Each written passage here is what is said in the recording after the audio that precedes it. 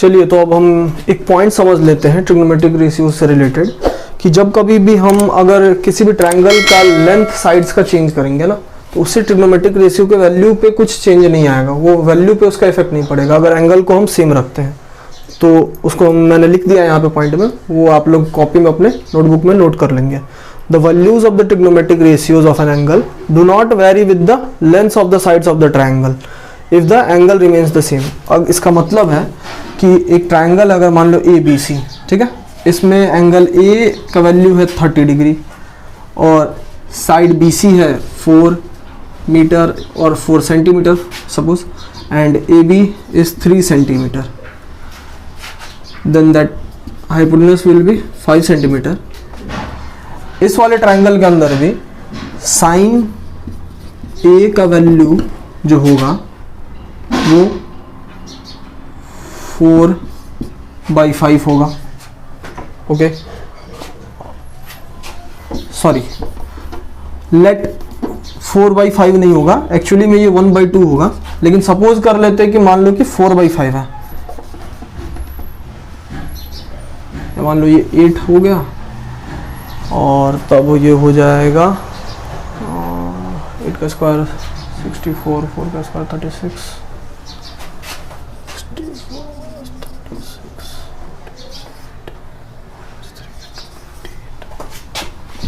Means √28 centimetre. That means अगर एक triangle है ABC, उसमें AB है √28 सेंटीमीटर, BC है 4 सेंटीमीटर एंड AC है 8 सेंटीमीटर, और एंगल A है 30 डिग्री, तब इसके लिए साइन A का जो वैल्यू होगा ये 1/2 होगा, बिकॉज साइन 30 का वैल्यू 1/2 होता है। उसको आगे हम समझेंगे कि क्यों साइन 30 का वैल्यू 1/2 होता है, लेकिन अभी हम ये समझना है कि यहाँ पे जो साइन A है उसका अगर वैल्यू निकालें तो वो होता है side opposite to the angle by hypotenuse. तो side opposite to angle A है BC, दैट मीन्स 4, और साइड हाइपोटेनस है 8, तो 4/8 को डिवाइड करेंगे तो आंसर आ जाएगा 1/2। दैट मीन्स इसमें साइन का जो वैल्यू होगा ये A का 1/2 होगा। अगर हम एक दूसरा ट्रायंगल लेते हैं जिसमें जो साइड्स है वो थोड़ी बड़ी है लेंथ में, बट जो एंगल है यहाँ पे, मान लो कि मैंने एक दूसरा ट्रायंगल ले लिया, राइट एंगल ट्रायंगल DEF, इसमें क्या है कि साइड्स बड़ी है लेकिन एंगल सेम है, तो इसके लिए भी जो साइन का वैल्यू होगा ना, साइन D, इसके लिए भी साइन का वैल्यू सेम होगा। यही हमारा ये रूल बोल रहा है कि अगर किसी दो ट्रायंगल के अंदर में एंगल सेम है तो उसका ट्रिग्नोमेट्रिक रेशियो का वैल्यू सेम रहेगा अगर एंगल सेम है, लेंथ भले ही चेंज हो जाए, लेंथ चेंज होने पे उसके वैल्यू में कोई चेंज नहीं आएगा। ठीक है, अब हम देखेंगे एग्जांपल नंबर 1, और एग्जांपल नंबर 1 में बोल रहा है कि हमें बताया गया है कि tan A का वैल्यू 4/3 है, और इसका यूज करके हमें दूसरे ट्रिग्नोमेट्रिक रेशियोज जो है एंगल A के लिए निकालने हैं। मतलब कि हमें tan A का वैल्यू दिया है, हमें sin A निकालना है, cos A निकालना है, cot A निकालना है, sec निकालना है और cos A निकालना है। हम देखते हैं कि कैसे इस इंफॉर्मेशन का यूज करके हम बाकी ट्रिग्नोमेट्रिक रेशियोज का भी वैल्यू निकाल सकते हैं। तो चलिए, सबसे पहले जो हमें दिया हुआ है क्वेश्चन में, सबसे पहले हम क्या करते हैं उसको नोट कर लेते हैं। Given tan A is equal to 4/3, और अभी हमने पढ़ा है कि tan A का फॉर्मूला क्या होता है, side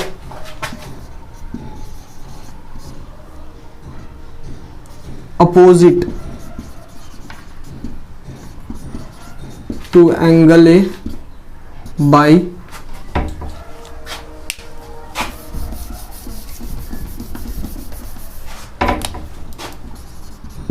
side adjacent to angle A।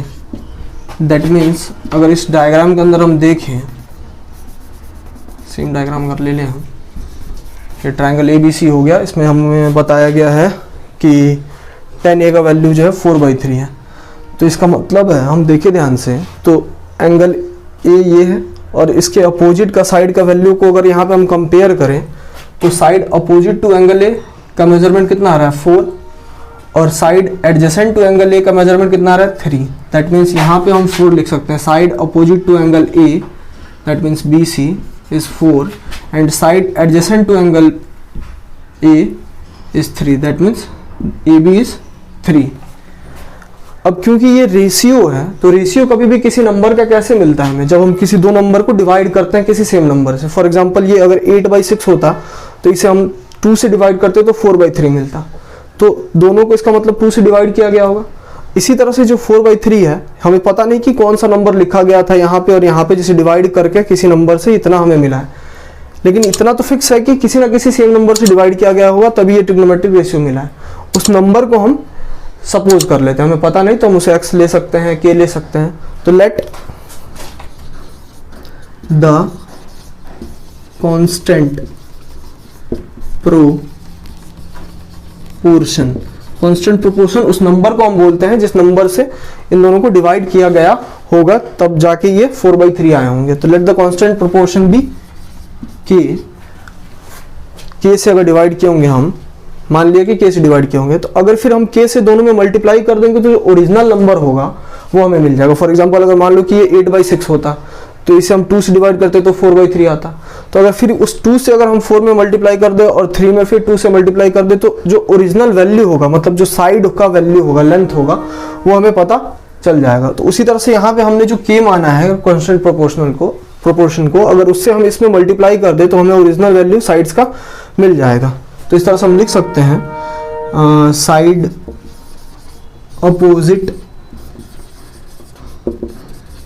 To angle A, compare करें side opposite to angle A यहाँ पे 4 से, is equal to side opposite to angle A है BC, इसका नाम, इज इक्वल टू 4K हो जाएगा उसका लेंथ। देन साइड एडजेसेंट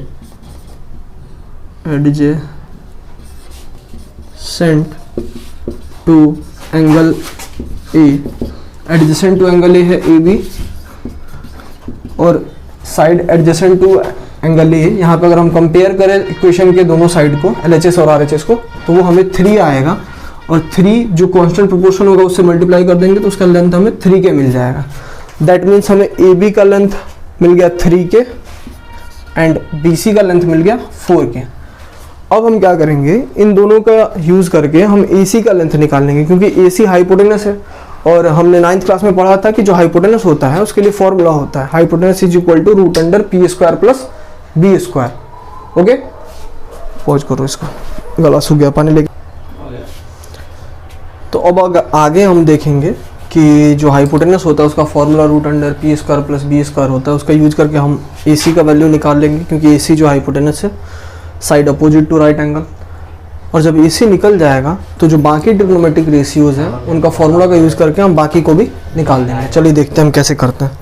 तो सबसे पहले हाइपोटेनस AC के लिए फॉर्मूला हो जाएगा √AB² प्लस BC², और AB का वैल्यू है हमारे पास 3K प्लस BC का वैल्यू है 4K², फिर √3K का 9K² प्लस 16K² √25K² is equal to 5K। That means AC is equal to 5K। अब हम देखते हैं बाकी ट्रिग्नोमेट्रिक रेशियोज का वैल्यू।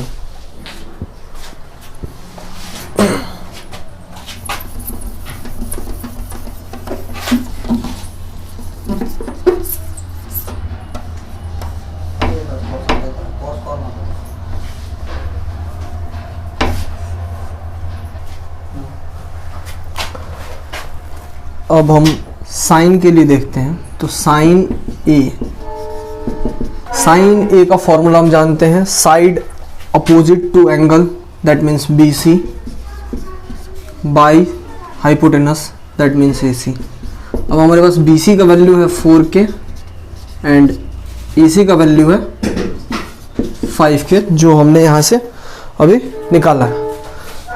तो यहाँ पे AC की जगह पे 5K, अब K टू K कैंसिल, 4/5 ये आंसर हो जाएगा। Okay, then comes cos A, और कॉस के लिए फॉर्मूला हम जानते हैं side adjacent to angle by hypotenuse. तो side adjacent to angle A, क्योंकि कॉस ए है तो एंगल ए का एडजेसेंट साइड AB है, यहाँ पे हो जाएगा AB by hypotenuse, hypotenuse AC है तो बाई AC। नाउ AB का वैल्यू है 5K एंड AC का वैल्यू है AB का वैल्यू है हमारे पास 3K एंड AC का वैल्यू है 5K, तो K to K cancel, therefore cos A is equal to 3/5. The next trigonometric ratio is cot A, and for cot A, because cot A is just opposite of tan A, इसलिए हम directly लिख सकते हैं cot A is equal to 3/4। हमने देखा था कि just उल्टा होता है cot A tan A का, तो इसलिए क्योंकि tan A 4/3 है तो cot A 3/4 हो जाएगा। और दूसरे तरीके से भी हम समझ सकते हैं, cot A के लिए फॉर्मूला जो होता है वो मैंने अभी आपको बताया। cot A के लिए फॉर्मूला होता है side adjacent to angle by side opposite to angle. तो side adjacent to angle A है AB, तो यहाँ पे ऊपर हो जाएगा AB, और साइड अपोजिट टू एंगल है BC, तो नीचे हो जाएगा BC। और इस तरह से AB का वैल्यू देखो यहाँ पे 3K है और BC का वैल्यू है 4K, तो इस तरह से K to K कैंसिल हो जाएगा और फाइनली हमको cot A का वैल्यू 3/4 आ जाएगा। और यहाँ अब पॉज कर लीजिए वीडियो को और जो भी बोर्ड पे है उसे नोट डाउन कर लीजिए। Now we will see the values for the other remaining two trigonometric ratios, that is cosec A and sec A। तो चलिए cosec A के लिए फॉर्मूला से भी हम बना सकते हैं या डायरेक्टली हमने sin A का वैल्यू निकाला है, तो क्योंकि cosec sin का उल्टा होता है तो सीधे डायरेक्टली हम लिख सकते हैं cosec A is equal to 5/4, और फॉर्मूला से भी निकालेंगे तो यही वैल्यू होगा। लेकिन इजी ये है कि हमने साइन का अगर वैल्यू निकाला है तो डायरेक्ट हम cosec A का 5/4 लिखेंगे। खैर हम फॉर्मूला से भी देख लेते हैं। तो cosec A का जो फॉर्मूला होता है वो होता है हाइपोटेनस डायरेक्टली हम देख लेते हैं, हाइपोटेनस AC है and by side opposite to angle. तो क्योंकि हम एंगल A की बात कर रहे हैं तो एंगल A के अपोजिट का साइड BC है, तो यहाँ पे नीचे में AC बाई BC हो जाएगा। अब AC का अगर हम वैल्यू देखें ध्यान से तो 5K है, ऊपर में 5K लिखेंगे और नीचे में BC का वैल्यू 4K है, यहाँ पे 4K लिखेंगे, K to K कैंसिल हो जाएगा और आंसर फाइनली 5/4 ही आएगा। इस तरह से हम देख सकते हैं कि साइन A और cosec A एक दूसरे का अपोजिट होते हैं। नेक्स्ट इज sec A, और sec A जो होता है वो cos A का अपोजिट होता है। तो sec A cos A का अपोजिट होता है, तो डायरेक्टली sec A का जो वैल्यू होगा cos का अपोजिट हो जाएगा 5/3। ये हमारा हो गया आंसर कंप्लीट। चलिए अब इसके बाद हम नेक्स्ट एग्जांपल 2 देखेंगे। उससे पहले आप लोग इसको नोट कर लीजिए पॉज करके वीडियो को। ओके, तो ये जो हमारा सेकंड एग्जांपल, इसमें क्वेश्चन दिया गया हमें कि angle B and angle Q are two acute angle such that sin B is equal to sin Q, then prove that angle B is equal to angle Q। मतलब कि angle B और angle Q जो है वो दो acute angles है और उन दोनों का जो साइन है, साइन B और साइन Q, वो दोनों इक्वल है आपस में। तो हमको प्रूफ करना है कि वो दोनों एंगल्स भी जो होंगे आपस में इक्वल होंगे। तो हम देखते हैं, मान लेते हैं let us draw a triangle BAQ in which B and Q are acute angle and angle A is a right angle. Okay, and because the question has given sin B is equal to sin Q, तो इस triangle के अंदर में हम देख सकते हैं कि sin B का फॉर्मूला क्या होगा। तो B ये है एंगल, और sin के लिए फॉर्मूला होता है side opposite to angle by hypotenuse. तो side opposite to angle B है AQ बाई हाइपोटेनस है BQ। That means sine B का फॉर्मूला हो जाएगा AQ बाई BQ। फिर इक्वेशन की दूसरी तरफ हम देखते हैं, हम है लिखा हुआ साइन Q, और साइन Q एंगल Q यहाँ पे है, और एंगल Q के लिए साइन का फॉर्मूला सेम वही होगा side opposite to the angle, और side opposite to the angle है AB बाई हाइपोटेनस है BQ। तो AB बाई BQ ये फॉर्मूला होगा साइन Q का। अब अगर हम दोनों साइड कंपेयर करें तो दोनों LHS और RHS में जो डिनोमिनेटर है वो सेम है, तो उसको हम कैंसिल कर सकते हैं और इस तरह से फाइनली हमको मिल जाएगा AQ is equal to AB। That means in triangle ABQ और BAQ we have two sides AB and AQ equal to each other, and we know in any triangle if two sides are equal then the angle opposite to the sides, that means angle opposite to the side AQ which is B and angle opposite to the side AB which is angle Q are also equal to each other. Okay, therefore we can say that angle B is equal to angle Q because why? ध्यान से इस rule को समझ लीजिए कि किस rule से अगर AB और AQ इक्वल है तो एंगल B और एंगल Q इक्वल होगा। हम जानते हैं 9th क्लास में आप सभी ने पढ़ा होगा कि अगर कोई दो साइड इक्वल है तो उनके अपोजिट एंगल जो होते हैं, जैसे कि अगर AQ के अपोजिट B और AB के अपोजिट Q, ये दोनों भी आपस में इक्वल होंगे। क्यों? क्योंकि AB और AQ इक्वल है। तो इस तरह से हमने फाइनली प्रूफ कर दिया angle B is equal to angle Q। आप सब वीडियो को पॉज कीजिए और इसे अच्छे से नोट डाउन कर लीजिए। Pause the video.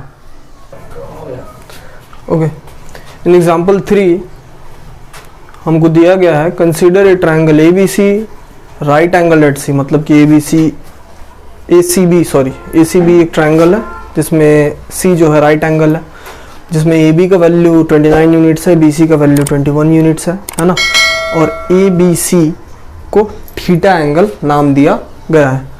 तो हमको first cos square theta plus sine square theta का वैल्यू बताना है, फिर सेकंड में cos square theta minus sine square theta का वैल्यू बताना है। तो सबसे पहले इसका वैल्यू बताने के लिए हमको साइन थीटा और cos थीटा का वैल्यू निकालना पड़ेगा। अगर उससे हम निकाल लेते हैं तो उसके बाद हम क्या करेंगे, इस क्वेश्चन में cos थीटा की जगह पे cos थीटा का वैल्यू और साइन थीटा की जगह पे साइन थीटा का वैल्यू पुट करके और सॉल्व कर लेंगे तो आ जाएगा। अब cos थीटा और साइन थीटा को निकालने के लिए हमें हाइपोटेनस पता होना चाहिए, और हाइपोटेनस हमें पता है, लेकिन बाकी साइड्स भी पता होने चाहिए, लेकिन सिर्फ हमें एक ही साइड पता है। बेसिकली ट्रायंगल में 3 साइड्स होते हैं, उनमें से 2 हमें पता है, एक नहीं पता। तो ये जो एक साइड नहीं पता है उसे निकालना पड़ेगा। तो उसके लिए हम क्या करेंगे, AC साइड नहीं पता हमें, तो ये AB पता है, AB हाइपोटेनस है, BC पता है ना। BC बेसिकली अगर हम जनरली ऐसे सिंपली देखें तो BC बेस है, नीचे है। तो ये AC जो कि हमारा परपेंडिकुलर है ट्रायंगल का, उसका वैल्यू हमें निकालना है। तो उसके लिए फॉर्मूला होता है AC is equal to hypotenuse root under hypotenuse square minus base square.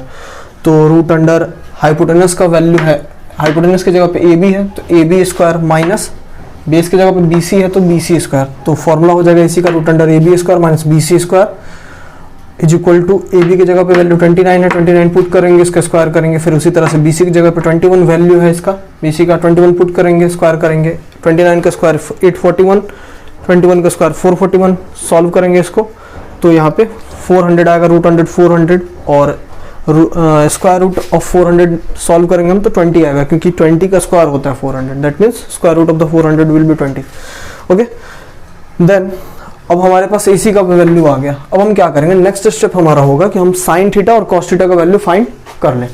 तो साइन थीटा के लिए फॉर्मूला क्या हो जाएगा, साइन थीटा के लिए फॉर्मूला होता है साइन के लिए angle opposite to the side opposite to the angle by hypotenuse. तो एंगल हमारा है यहाँ पे थीटा, थीटा के लिए साइन थीटा का साइन का वैल्यू निकालना है। तो इसके लिए फॉर्मूला होता है side opposite to the angle, that means theta का अपोजिट साइड है AC, that means AC by hypotenuse, hypotenuse है AB।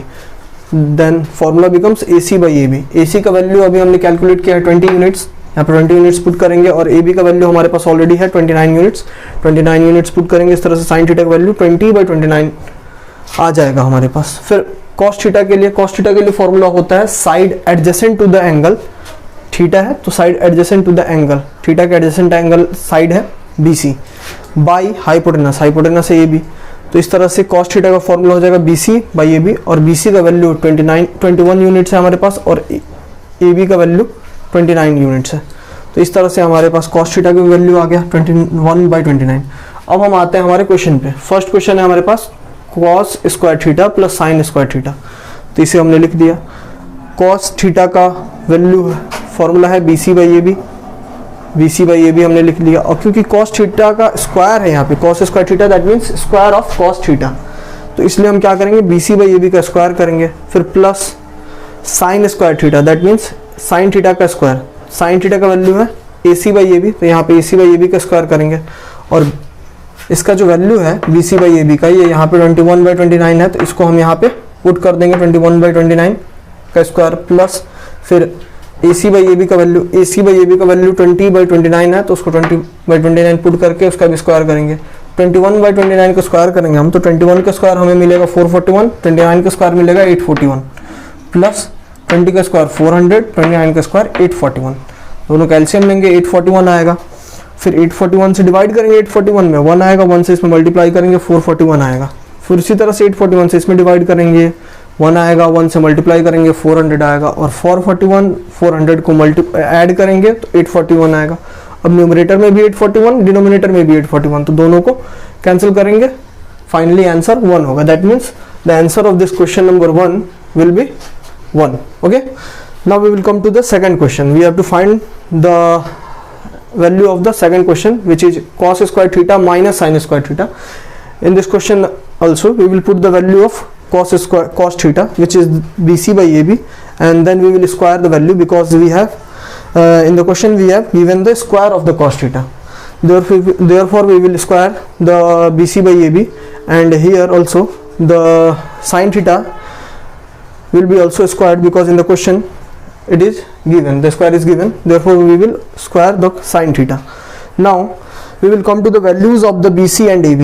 Similarly, in the previous question, as we have written BC by AB is equal to 21/29, here also we will write BC by AB is equal to 21/29, square of 21/29 minus AC by AB, which is equal to 20/29, 20/29 square. Now we will find the square of 21, which is same, 441/841 minus 20, square of 20 is 400, and 29 841. Then we will find the LCM of 841 and 841. All of you know that it is 841, and after that we will divide 841 to this number 841, we will get 1, and multiply the 1 to this number 441, we will get 441, and here it is the sign of minus, we will write that sign here. And after that we will divide this number 841 to this number, we will get 1, and after that we will multiply the 1 with 400, and we will get the 400. Now here what we will do, we will minus 400 from 441, and we will get 41 in the numerator, and denominator here we will write 841. Therefore the final answer becomes 41/841. तो ये भी आप लोगों को समझ में आ गया, same जैसा कि यहाँ पे वैल्यू लिखा था, बस डिफरेंस इतना है कि इस पहले वाले क्वेश्चन में प्लस था, सेकंड वाले क्वेश्चन में माइनस है, बाकी सब कुछ सेम है। तो यहाँ पे जो भी हमने किया सेम किया, बस जहाँ जहाँ प्लस था वहाँ माइनस डाला, और यहाँ पे हमने इनको सब्ट्रैक्ट किया, और 441 में से 400 को सब्ट्रैक्ट करेंगे तो 41 आएगा। तो फाइनली आंसर आ गया 41/841।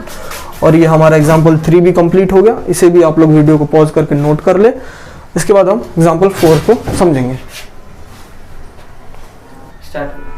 ओके, अब हम एग्जाम्पल 4 का सॉल्यूशन देखेंगे। एग्जाम्पल 4 में पहले क्वेश्चन को हम समझेंगे कि क्वेश्चन क्या हमसे बोल रहा है। क्वेश्चन बोल रहा है कि in a right triangle ABC, right angle at B, if tan A is equal to 1, then verify that 2 sin A into cos A is equal to 1। इसका मतलब है कि एक राइट एंगल ट्रायंगल है ABC, और ये राइट एंगल ट्रायंगल, जो right angle है इसमें वो एंगल B है। इसमें tan A का वैल्यू हमें दिया गया है, tan A का वैल्यू 1 दिया गया है, और हमें इसे प्रूफ करना है कि 2 sin A cos A का वैल्यू जो होगा 1 के इक्वल होगा इस राइट एंगल ट्रायंगल के लिए। तो सबसे पहले जो हमें दिया गया है उसे हम क्वेश्चन में यहाँ पे लिखेंगे। तो सॉल्यूशन जब भी हम करेंगे इसका, तो सबसे पहले गिवन हमें दिया गया है क्या, tan A का वैल्यू 1, और इस राइट एंगल ट्रायंगल के लिए अगर हम tan A का वैल्यू देखें तो उसके लिए फॉर्मूला हो जाएगा, tan का फॉर्मूला होता है side opposite to the angle, that means side opposite to the angle, angle A का opposite side BC by side adjacent to the angle AB, adjacent side is AB, that means formula will be BC by AB, opposite adjacent, opposite by adjacent, तो opposite है BC, adjacent है AB, तो BC by AB। और अगर हम इस तरह से कंपेयर करें जैसे हमने लास्ट फर्स्ट एग्जांपल में किया हुआ था, तो BC का वैल्यू निकल के आ जाएगा 1 और AB का वैल्यू निकल के आ जाएगा 1, बिकॉज डिनोमिनेटर इज 1 ऑलवेज। अब हम यहाँ पे ध्यान दें तो जिस तरह से एग्जांपल 1 में हमने देखा था कि जो कांस्टेंट प्रोपोर्शन था उसे के हमने कंसीडर किया था, यहाँ पे भी हम क्या करेंगे, जो कांस्टेंट प्रोपोर्शन उसे के कंसीडर करेंगे और उसे मल्टीप्लाई करेंगे, तो BC का वैल्यू फाइनली हम लिख सकते हैं 1 के, एंड AB का भी वैल्यू हो जाएगा 1 के। अब हमें क्या करना है, हमें हाइपोटेनस का वैल्यू पता नहीं है, तो हम हाइपोटेनस का वैल्यू निकालेंगे। क्यों हाइपोटेनस का वैल्यू निकालेंगे, क्योंकि हमें इसे प्रूफ करना है ना कि 2 sin a into cos A is equal to 1। तो पहले तो हमें sin a cos a का वैल्यू निकालना पड़ेगा और उसका वैल्यू निकाल के इसमें पुट करना पड़ेगा, फिर LHS RHS को इक्वल प्रूफ करना पड़ेगा। तो sin a और cos a के वैल्यू को निकालने के लिए हमें हाइपोटेनस पता होना चाहिए, इसलिए हम हाइपोटेनस AC का वैल्यू निकालेंगे पहले। और AC के लिए फॉर्मूला हो जाएगा root under AB square plus BC square. AB का वैल्यू 1 है और BC का वैल्यू 1 है, तो 1 का स्क्वायर करेंगे तो 1 होगा, फिर इसका भी 1 होगा, 1 1 ऐड करेंगे 2 आ जाएगा। इस तरह से फाइनली AC का जो वैल्यू है रूट अंडर 2k आ जाएगा। और यहाँ पे मैंने k को मिस कर दिया, सॉरी फॉर दैट। अब हम इसे करेंगे तो ये रूट अंडर 2k आ जाएगा वैल्यू AC का। अब हम क्या करते हैं कि sin a और cos a का वैल्यू फाइंड कर लेते हैं। तो sin a के लिए फॉर्मूला हम जानते हैं, side opposite to the angle by hypotenuse. तो side opposite to the angle A is BC and hypotenuse is AC. That means the formula of sin A is BC by AC. BC का value है 1k, AC का value है root under 2k। k से k cancel हो जाएगा और इस तरह से आंसर आ जाएगा sin A का वैल्यू 1 बाई रूट 2। फिर आते हैं इसी तरह से cos A। cos A के लिए फॉर्मूला जानते हैं, side adjacent to the angle, side adjacent to the angle A is AB by hypotenuse, hypotenuse is AC by AC। AB का वैल्यू है 1k, AC का वैल्यू हमने अभी निकाला है रूट अंडर 2k, तो रूट अंडर 2k यहाँ पे पुट करेंगे, k 2k कैंसिल हो जाएगा, फिर फाइनली इसका भी आंसर 1 बाई रूट 2 आ जाएगा। अब हम क्या करेंगे, इस इक्वेशन के LHS में इनका वैल्यू पुट करेंगे, sin a का और cos a का। तो LHS क्वेश्चन का क्या है, 2 sin a into cos a। तो sin a का वैल्यू क्योंकि 1 बाई रूट अंडर 2 है, तो sin a के जगह पे 1 बाई रूट 2 हमने पुट कर दिया। 2 इंटू sin a है तो 2 इंटू 1 बाई रूट 2। फिर cos a का भी वैल्यू जो है 1 बाई रूट 2 है, यहाँ पे हम देख सकते हैं, तो इसलिए यहाँ पे cos a की जगह पे हम 1 बाई रूट 2 पुट करेंगे। अब हम देखते हैं 2 ऊपर में जो भी नंबर्स हैं उनको मल्टीप्लाई करेंगे, तो 2 इंटू 1 इंटू 1 क्या आ जाएगा, हमारे पास 2 आ जाएगा। फिर नीचे में जो नंबर्स हैं उनको मल्टीप्लाई करेंगे तो रूट 2 इंटू रूट 2 2 हो जाएगा। हम जानते हैं कि अगर रूट को मल्टीप्लाई करते हैं, सेम नंबर अगर कोई दो सेम नंबर रूट के अंदर में है तो उनको मल्टीप्लाई करेंगे तो रूट कैंसिल हो जाता है। तो इस तरह से हमें नीचे में भी 2 मिल जाएगा। और फाइनली जब हम न्यूमरेटर और डिनोमिनेटर को डिवाइड करेंगे, क्योंकि दोनों इक्वल हैं, तो हमें फाइनली आंसर 1 आ जाएगा। और जो हमारा RHS है इस क्वेश्चन का वो भी 1 है। तो इस तरह से हम बोल सकते हैं कि LHS जो है वो RHS के इक्वल है और जो हमें वेरीफाई करना था वो वेरीफाई हो चुका है। तो ये हमारा एग्जाम्पल 4 था। आप लोग वीडियो को पॉज कर लीजिए और उसे सबको नोट कर लीजिए बढ़िया से, फिर इसके बाद हम एग्जाम्पल 5 को समझेंगे। ओके, तो अब हम एग्जाम्पल 5 देखेंगे। पहले हम समझेंगे कि एग्जाम्पल 5 क्वेश्चन जो है उसमें क्या बताया गया और फिर हमसे क्या पूछा जा रहा है। तो एग्जाम्पल 5 में बोल रहा है कि एक ट्राइंगल है OPQ जो कि राइट एंगल ट्राइंगल है और इसमें राइट एंगल जो है वो P पे है। OPQ ये राइट एंगल ट्राइंगल है, इसमें राइट एंगल जो है P पे है 90 डिग्रीज। और इसमें हमें बताया गया कि OP का लेंथ जो है 7 सेंटीमीटर है, साइड OP का लेंथ 7 सेंटीमीटर है और OQ माइनस PQ का वैल्यू 1 सेंटीमीटर दिया गया है। हमें इन दोनों साइड्स का लेंथ नहीं दिया गया है, लेकिन इन दोनों के बीच का जो डिफरेंस है OQ में से PQ का जो लेंथ है उसको सब्ट्रैक्ट करेंगे तो 1 हमें मिलेगा, ये हमें बताया गया। और हमसे फिर बोला जा रहा है कि sin Q और cos Q का वैल्यू फाइंड कीजिए। तो sin Q और cos Q का वैल्यू निकालने के लिए हमें सबसे पहले OQ और PQ का वैल्यू फाइंड करना पड़ेगा। तो सबसे पहले हम OQ और PQ का वैल्यू फाइंड करेंगे और कैसे फाइंड कर देंगे वो देखते हैं अभी हम। तो जो भी क्वेश्चन में हमें दिया गया उसे सबसे पहले नोट डाउन कर लेंगे हम। OP is equal to 7 centimetre, OQ minus PQ is equal to 1 centimetre, है ना। और इसे हम इक्वेशन 1 कंसीडर कर लेंगे क्योंकि इसमें 2 वेरिएबल्स दिया गया है OQ और PQ। तो इस वाले वैल्यू को हम इक्वेशन 1 कंसीडर कर लेंगे। फिर अब हम देखते हैं कि इन ट्राइंगल OPQ, इस ट्राइंगल OPQ में OQ का जो स्क्वायर है, क्योंकि OQ जो है हाइपोटेनस है, तो OQ square is equal to PQ square plus OP square. लिख सकते हैं OQ square is equal to OP square plus PQ square because it is hypotenuse, OQ is hypotenuse. अब हम क्या करते हैं कि PQ स्क्वायर को प्लस PQ स्क्वायर को RHS से LHS में लेके आते हैं, तो ये माइनस PQ स्क्वायर हो जाएगा। तो इस तरह से हम लिख सकते हैं OQ स्क्वायर, सॉरी ये O होगा not Q, OQ square minus PQ square is equal to OP square. अब A इसको अगर कंसिडर कर ले और इसको B, तो हम जानते हैं कि A square minus B square का फॉर्मूला होता है A plus B into A minus B। तो अगर ये a है और ये b है तो ये क्योंकि ये OQ square minus PQ square है तो a plus b into a minus b से लिख सकते हैं। और यहाँ पे OP का वैल्यू जो हमें दिया गया है 7, उसे यहाँ पे पुट करेंगे तो 7 स्क्वायर हो जाएगा। फिर नेक्स्ट स्टेप में हम देखते हैं कि ये OQ प्लस PQ सेम इसी तरह रहेगा और यहाँ पे जो OQ माइनस PQ का वैल्यू इक्वेशन 1 में दिया गया है वहाँ से हम यहाँ पे 1 पुट कर लेंगे। फिर 7 का स्क्वायर हम फाइंड करेंगे तो 49 आ जाएगा हमारे पास। फिर नेक्स्ट स्टेप में देखें तो इस तरह से हम बोल सकते हैं कि OQ प्लस PQ में 1 से जब मल्टीप्लाई करेंगे यहाँ पे तो OQ प्लस PQ आएगा और OQ plus PQ is equal to 49 और इस वाले इक्वेशन को हम इक्वेशन 2 कंसिडर कर देंगे। फिर अब हम क्या करेंगे, इक्वेशन 1 जो ऑलरेडी हमारे पास था, जो क्वेश्चन में गिवन था, और जो अभी हमने इक्वेशन 2 फाइंड किया है, इन दोनों इक्वेशंस को हम ऐड करेंगे। यहाँ पे लिखेंगे on adding equations 1 and 2 we get what we get OQ minus PQ is equal to 1, this is equation 1 and the second equation is OQ plus PQ is equal to 49। अब जब इन दोनों को ऐड करेंगे तो ये PQ जो है एक में प्लस में है एक में माइनस में है, तो माइनस प्लस करेंगे तो ये दोनों कैंसिल हो जाएगा, माइनस प्लस माइनस होता है सब्ट्रैक्ट होगा और कैंसिल हो जाएगा, और इधर प्लस प्लस करेंगे तो ये 2OQ हो जाएगा। और इस साइड में RHS में हम देखें तो ये दोनों प्लस प्लस है तो 49 प्लस 1 50 हो जाएगा, और जब 2 इधर मल्टीप्लाई में है जब उसको हम दूसरी साइड लेके जाएंगे इक्वेशन के तो वो डिवाइड में आ जाएगा, और डिवाइड करेंगे 2 से 50 में तो 25 आ जाएगा। That means OQ is equal to 25 आ जाएगा हमारे पास। अब हम क्या करते हैं, ये जो OQ का वैल्यू है तो अभी हमें एक OQ का वैल्यू पता चल गया, OP हमें पहले से पता था, OQ हमें पता चल गया, अब बच क्या गया, PQ बच गया।